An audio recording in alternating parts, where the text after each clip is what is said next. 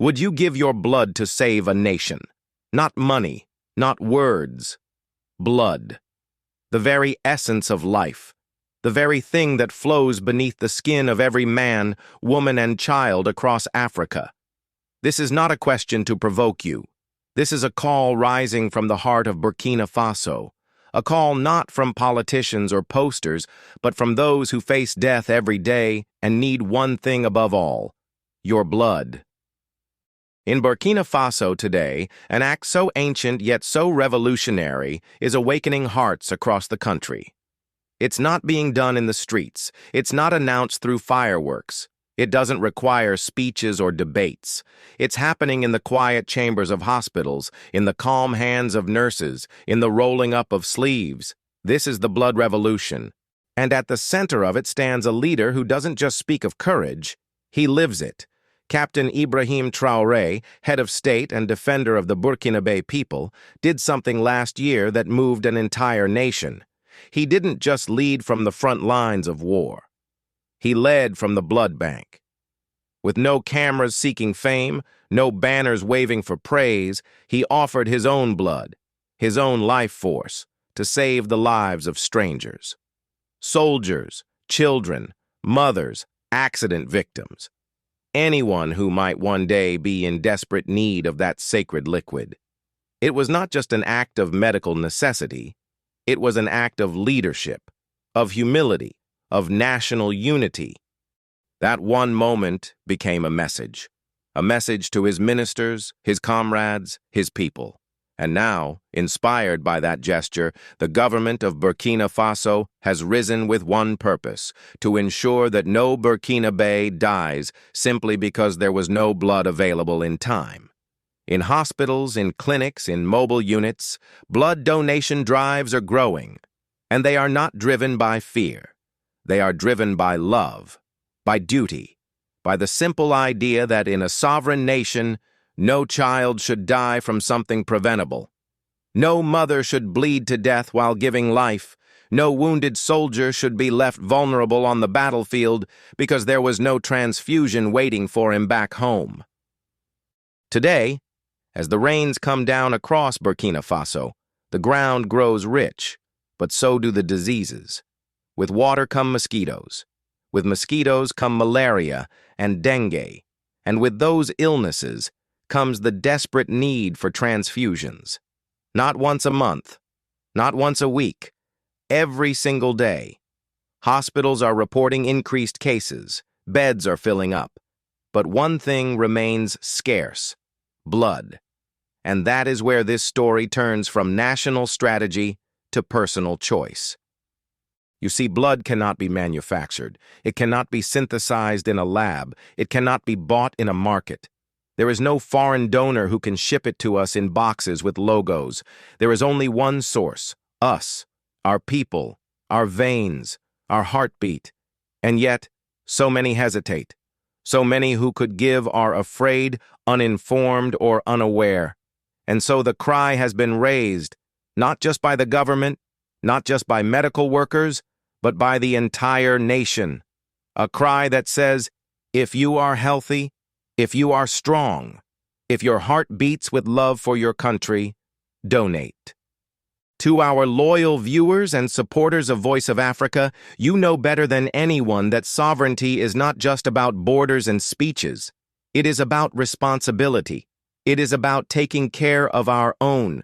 That is why we thank you for your support, for your shares, for standing with us in this mission to wake Africa from its long sleep of dependency. If you have ever donated blood, you are already a silent hero in this revolution. If you have not yet, the time is now. When you give blood, you don't just save one person. You save a family, a future, a community. The blood you give might flow through the veins of a newborn. It might rescue a farmer who slipped and was impaled on his own tool. It might restore strength to a mother who labored too long. Or it might keep alive a soldier who took a bullet for his people. Blood unites us in a way nothing else can. When it flows from your body to another's, it doesn't ask what tribe they belong to. It doesn't ask what religion they practice. It doesn't check for language or social status. It simply says, live. And in this moment in Burkina Faso's history, that message is more revolutionary than any protest, more transformative than any policy. It is the voice of the people saying, we are still here, we still love, we still fight for each other. The gravity of this movement becomes even more real when you consider our soldiers, our brothers and sisters who are on the front lines every single day, facing the horrors that most of us only see in headlines. These are not mercenaries. They are sons and daughters of this land. They are defending our freedom, our markets, our homes, our schools. And when they fall, when they bleed, when they collapse in the dust, it is our blood that must bring them back. Every unit donated is a unit of hope, a unit of loyalty, a unit of victory. But it's not just about giving once. It's about building a culture, a habit, a nation where blood donation is seen not as an emergency, but as a duty, a regular act, a rhythm of unity. That is why this campaign is not chaotic. It is organized, structured, led by the National Blood Transfusion Center. From collection to testing, from preparation to distribution, the process is safe, scientific, and sacred. This is not a gamble. This is a national system built on trust and accountability, but the system is only as strong as its people, and that is where you come in. This blood drive is not a plea for charity. It is a demand for dignity, because in too many cases, patients are still being evacuated abroad for simple procedures, not because the expertise doesn't exist in Burkina Faso, but because there's no blood. Think about the shame of that. A sovereign nation sending its mothers and children to foreign hospitals not because we can't treat them, but because we didn't give. That must end. Captain Traoré has made it clear. The era of medical evacuation for lack of transfusion must be over, and it will be over, if we all answer the call. Giving blood is not just a medical act. It is a moral one. It is a political one. It is a revolutionary one. It says, we will not wait for others to save us. It says, I am my brother's keeper. It says, Africa is not weak. Africa is rising. Across the country, associations are stepping up. Religious leaders are urging their followers to donate. Schools are organizing drives. Businesses are contributing transportation. Civil society is mobilizing. This is not the government's job alone. This is everyone's job, and everyone can play a part. You don't need money. You don't need power. You just need a heart that works. Imagine a nation where blood flows from the people to the people, without price, without hesitation. Imagine hospitals where doctors never have to say, we did everything we could, except save her, because there was no blood. Imagine the look in a father's eyes when his child survives because someone he will never meet made a quiet sacrifice. That is the Burkina Faso we are building. That is the Africa we believe in.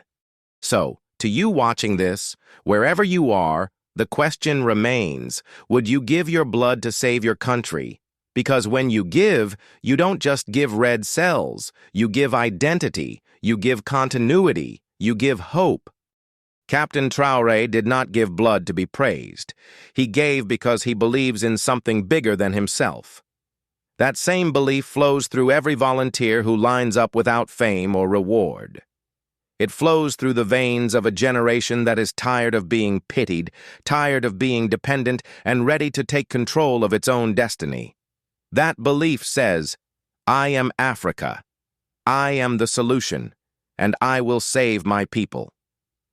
At Voice of Africa, we do more than report the news. We tell the stories that shape the soul of the continent.